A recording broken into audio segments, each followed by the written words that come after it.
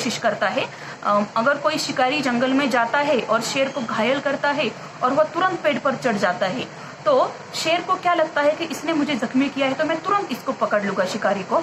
जिस प्रकार से वह कोशिश करता है, ठीक उसी प्रकार से लेखक ने भी कोशिश की, पर वे तो पहुंच से बाहर हो चुकी थी। मतलब कि चिट्ठियां अब कुएं में गिर गई थी। उनको पकड़ने की घबराहट में मैं स्वयं झटके के कारण कुएं में गिर गया होता।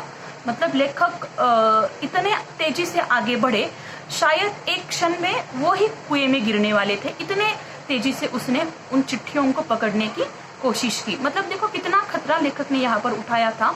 उन चिट्ठियों के लिए अपने जान की भी वह परवाह नहीं कर रहे थे।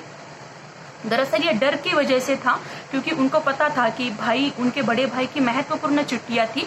बहुत ही महत्वपूर्ण काम होगा इन चिट्ठियों के साथ भाई का। अगर ये चिट्ठियां इस तरह से गुम हो जाएंगी तो भाई इनकी बहुत पिटाई करने वाले थे, इसलिए वो बहुत ही डरे हुए थे। कुएं के पाट पर बैठे हम रो रहे थे। छोटा भाई ढाड़े मारकर और मैं चुपचाप आंखें डबडबाकर। कुएं की जो पाट है, मतलब वहां का जो पत्थर है, वहां पर वो बैठे दोनों भाई बहुत ही रो रहे थे। छोटा भाई ढाड़े मतलब जोर जोर से रो रहा था, क्योंकि वो छोटा था। और लेखक आंखें डबडबाकर, मतलब आंसू गिराकर, आवाज नहीं निकाल रहे थे, लेकिन आंसू तो गिर रहे थे। मतलब दोनों भाई अब बहुत ही रोने लगे थे। देखो बच्चों, दरअसल ये हमारे घर में भी होता है। अगर हमारे घर के छोटे बच्चे कुछ गलती कर देते हैं तो उनको पता होता है कि घर के बड़े, उनके मम्मी पापा अब उनको डांटने वाले हैं, इसलिए वो पहले ही रोना शुरू कर देते हैं। डांटना तो बाद में होता है पेरेंट्स का, लेकिन बच्चे पहले से ही रोना शुरू कर देते हैं। पतीली मतलब पतेला जो होता है हमारा घर का, पतीली में उफान आने से ढकना ऊपर उठ जाता है। जैसे हम गैस पर कोई पतीला रख देते हैं और उफान मतलब ऊपर उठना, पानी की वजह से, मतलब अग्नि की वजह से जो उफान आता है उस किसी भी जो चीज हम पकाते हैं पतीले में, तो वो ढकना ऊपर उठ जाता है, क्योंकि अंदर जो उष्णता होती है उसकी वजह से ढक्कन जो होता है वो ऊपर उठ जाता है और पानी बाहर टपक जाता है। निराशा, पीटने के भय और उद्वेग से रोने का उफान आता था। मतलब लेखक अब बहुत रोने लगे थे, क्योंकि निराशा थी क्योंकि उन्होंने अपने भाई की महत्वपूर्ण चिट्ठियां गुम कर दी थी। पीटने का भय, बड़े भाई तो उनकी बहुत पिटाई करते थे। और उद्वेग मतलब घबराहट से वह बहुत ही रोने लगे थे। और रोने का उफान मतलब ऊपर उठना, वह बहुत ही हो रहा था। बहुत ही दोनों भाई रो रहे थे। पलकों के ढकने भीतरी भावों को रोकने का प्रयत्न करते थे। मतलब जो उनकी पलके है वह उनके अंदर का जो रोना है वो रोकने का प्रयत्न करते थे। पर कपोलों मतलब जो गाल है, कपोलों पर आंसू ढुलक ही जाते थे। मतलब अंदर से उनकी इच्छा थी कि अब रोना बंद कर दिया जाए और कुछ ना कुछ सोल्यूशन ढूंढ लिया जाए, लेकिन आंसू रुकने का नाम ही नहीं ले रहे थे। माँ के गोद की याद आती थी। जी चाहता था कि माँ आकर छाती से लगा ले और लाड़ प्यार करके कह दे कि कोई बात नहीं, चिट्ठियां फिर लिख ली जाएगी। देखो, जब बच्चों के ऊपर मुसीबत आती है, सिर्फ बच्चों के ऊपर भी नहीं, हमारे बड़ों के ऊपर भी अगर कुछ मुसीबत आती है या फिर अगर हमें कोई बहुत ही बुरा कह देता है तो हमें भी हमारे माँ की याद आती है। या फिर छोटे बच्चों को तो हमेशा आती ही है। अगर कोई डांट देता है, अगर कोई मारता है, अगर कोई मुसीबत आती है, तो अगर हमें ऐसे लगता है कि हमारी माँ हमारे गोदी में ले ले, हमारा लाड प्यार कर दे और कह दे कि गलतियों को हम सुधार सकते हैं, ठीक वैसे ही लेखक को लग रहा था। तबीयत करती थी कि कुएं में बहुत सी मिट्टी डाल दी जाए। तबीयत मतलब उनका मन करता था कि मतलब ये कुछ ना कुछ अब ये उपाय ढूंढने लगे थे। ये उपाय पहला उनके मन में सूझा कि कुएं में बहुत सारी मिट्टी डाल दी जाए और घर जाकर कह दिया जाए कि चिट्ठी डाल आए। क्योंकि उनको पता था कि अगर उनके बड़े भाई को पता चल गया कि चिट्ठी गुम हो गई है, वो तो ढूंढने लगेंगे। शायद उनको ऐसे लगा कि ढूंढते ढूंढते भाई यहाँ पर भी आ जाए, इसलिए उन्होंने ये सूझा कि चिट्ठियां उस चिट्ठियों के ऊपर कुएं में मिट्टी डाल दी जाए और उस चिट्ठियों को ढक दिया जाए और भाई को झूठ मूठ कह दिया जाए कि हमने चिट्ठियां डाल दी गई है। पर उस समय मैं झूठ बोलना जानता ही नहीं था। मतलब देखो, जब लेखक बचपन में छोटे थे, मस्ती तो बहुत करते थे, लेकिन झूठ बोलना लेखक को आता नहीं था। घर लौटकर सच बोलने पर रुई की तरह धुनाई होती। अब लेखक को पता चल गया था, अगर मैं सच कहूंगा तो सच कहूंगा कि मैंने चिट्ठियां कुएं में डाल दी गई है, गलती से हो गया है, तो उनको पता था बड़े भाई इतना पीटेंगे जैसे कि रुई मतलब कॉटन, जैसे रुई को धुनते समय उसको पीटा जाता है, फिर उसके बीज वगैरह उसको अलग कर दिया जाता है। उसको पता था कि मेरी भी पिटाई उसी तरह होगी। मार के ख्याल से शरीर ही नहीं मन भी कांप जाता था। सच बोलकर पीटने के भावी भय और झूठ बोलकर चिट्ठियों के न पहुंचने की जिम्मेदारी के बोझ से दबाव में बेटा सिसक रहा था। मतलब लेखक अब दोनों तरफ से विचार कर रहे थे। उसका जो सच बोलकर पीटने का भावी भय, भावी मतलब होने वाला जो भय है, वो सोच रहे थे कि अगर उनके भाई को पता चल गया तो वो बहुत ही पीटेंगे। अगर झूठ बोला जाए तो ऐसे लगता है कि जो जिम्मेदारी दी थी मेरे भाई ने, वह जिम्मेदारी पूरा न करने का जो भय है या फिर जो बोझ है, उसकी वजह से भी वो रो रहे थे। मतलब ये दिल के अच्छे थे, शायद मस्ती करते थे, मौज मजाक करते थे, लेकिन दिल के अच्छे थे, इसलिए तो वो झूठ नहीं बोलना चाहते थे। और दूसरी बात थी कि उनके ऊपर जो जिम्मेदारी दी थी, उस जिम्मेदारी को वो अच्छी तरह से पूरा करने के उन्होंने ठान ली थी। और वो कहते हैं कि अगर मेरी जिम्मेदारी पूरी नहीं होगी तो उसके मन के ऊपर बहुत बड़ा बोझ रहेगा। इसलिए वो निर्णय नहीं ले रहे थे कि अब क्या किया जाए, और बहुत ही वो सिसक रहे थे, मतलब बहुत ही रो रहे थे। इसी सोच विचार में 15 मिनट होने को आए। देर हो रही थी और उधर दिन का बुढ़ापा बढ़ता जाता था। दिन का बुढ़ापा मतलब दिन समाप्त होने को आया था और लेखक को जल्दी निर्णय लेना था, क्योंकि भाई ने कहा था कि जल्दी से दे आओ, ताकि जो शाम वाली जो बस होती है उसमें ही वह चिट्ठियां मक्खनपुर से जहां उनको पहुंचानी थी वहां चली जाए। कहीं भाग जाने को तबीयत करती थी। तबीयत मतलब मन, उनका कहीं भाग जाने का मन कर रहा था, पर पीटने का भय और जिम्मेदारी की दुधारी तलवार कलेजे पर फिर रही थी। मतलब लेखक अब बहुत ही दुविधा में थे, कंफ्यूजन में थे कि क्या किया जाए क्या नहीं किया जाए। एक तो पहला था पीटने का भय और दूसरा था जिम्मेदारी जो भाई ने दी थी। देखो जो बहुत कुछ लोग ऐसे होते हैं, बहुत लोग, कि अगर उनके ऊपर कुछ जिम्मेदारी दी जाए तो बहुत अच्छी तरह से निभाना उनको आता है। और इसकी जो दुधारी मतलब दोनों तरफ से धार वाली या फिर दो धारों वाली ऐसी जो तलवार थी, मतलब दोनों तरफ से समान ही विचार उनके मन में आ रहे थे कि अब क्या किया जाए। दृढ़ संकल्प से दुविधा की बेड़ियां कट जाती है। दृढ़ संकल्प मतलब बहुत ही पक्का इरादा, पक्का निश्चय से दुविधा मतलब संदेह या फिर शंका या फिर कंफ्यूजन, संदेह की या फिर दुविधा की बेड़ियां कट जाती है। बेड़ियां कटना मतलब नष्ट होना या फिर बंधन समाप्त होना। मतलब लेखक के मन में अब कुछ तो दृढ़ निश्चय लेने की इच्छा जग गई थी। मेरी दुविधा भी दूर हो गई। कुएं में घुसकर चिट्ठियों को निकालने का निश्चय किया।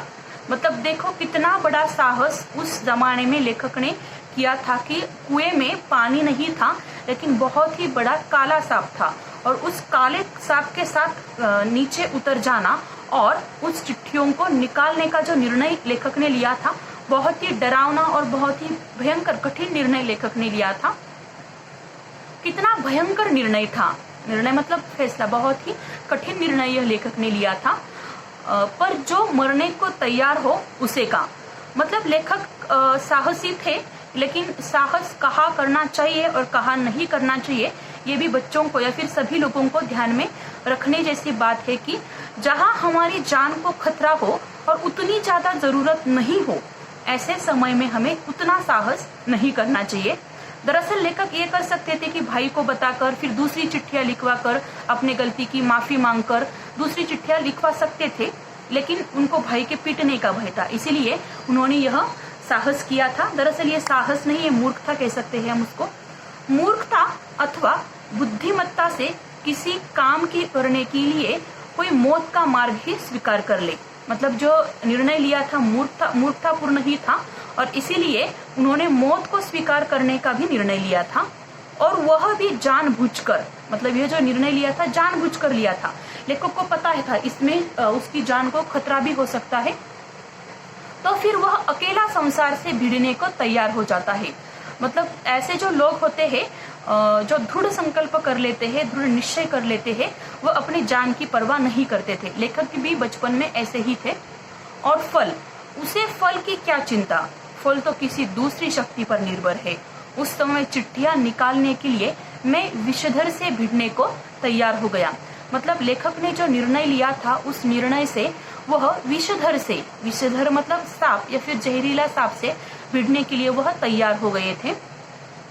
फांसा फेंक दिया था, फांसा फेंकना मतलब खेल शुरू करना। मौत को आलिंगन हो, आलिंगन मतलब गले लगाना, मौत को गले लगाने की भी इन्होंने सोच ली थी। सांप से बचकर दूसरा जन्म, इसकी कोई चिंता नहीं थी। मतलब लेखक ने बहुत ही जल्दबाजी में यह निर्णय लिया था कुएं में उतरने का, और फिर उनको अपने जान की भी परवाह नहीं थी। पर विश्वास यह था कि डंडे से सांप को पहले मार दूंगा, तब फिर चिट्ठियां उठा लूंगा। बस इसी दृढ़ विश्वास के बूते पर मैंने कुएं में घुसने की ठानी। मतलब लेखक एक पूरा प्लान कर गए थे कि पहले मैं क्या करूंगा, जो उनका डंडा है उस डंडे से उस सांप को मारूंगा, फिर अपनी चिट्ठियां उठाकर ऊपर आ जाऊंगा। छोटा भाई रोता था और उसके रोने का तात्पर्य था कि मेरी मौत मुझे नीचे बुला रही है। उनका जो छोटा भाई है वो बहुत ही रो रहा था, और उनका रोने का यह तात्पर्य मतलब अर्थ था कि लेखक की मौत उनको बुला रही है।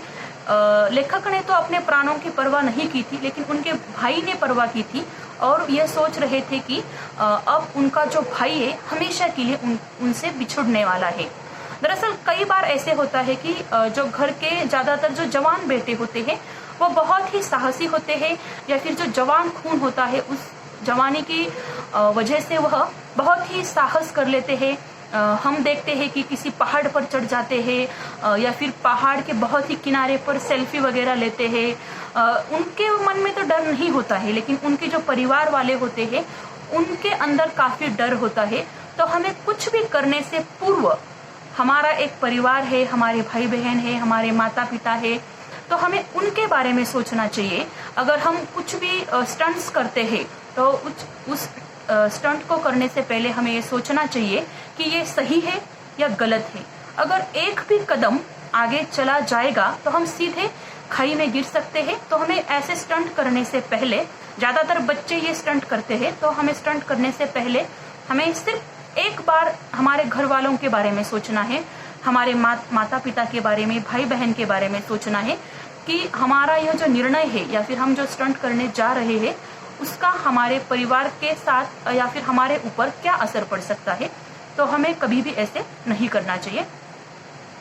ठीक उसी तरह से यहाँ हो रहा था। लेखक तो काफी साहस दिखा रहे थे, लेकिन लेखक के भाई तो काफी डर रहे थे, क्योंकि उनको लग रहा था कि अब यह उनके भाई से हमेशा के लिए जुदा हो रहे हैं।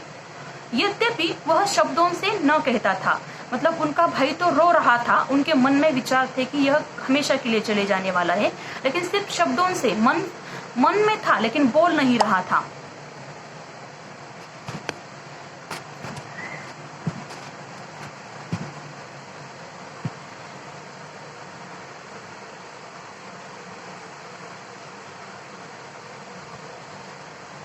वास्तव में मौत सजीव और नग्न रूप में कुएं में बैठी थी, पर उस नग्न मौत से मुठभेड़ के लिए मुझे भी नग्न होना पड़ा। यहाँ पर लेखक कह रहे थे कि जो नग्न मौत मतलब कि कौन, सांप सजीव रूप में मतलब जीवित रूप में कुएं में उनका इंतजार कर रही थी, लेकिन लेखक जो है वह नग्न रूप में कुएं में बैठी मौत के साथ मुठभेड़ करने के लिए मतलब टक्कर देने के लिए वह भी कुएं में गए थे।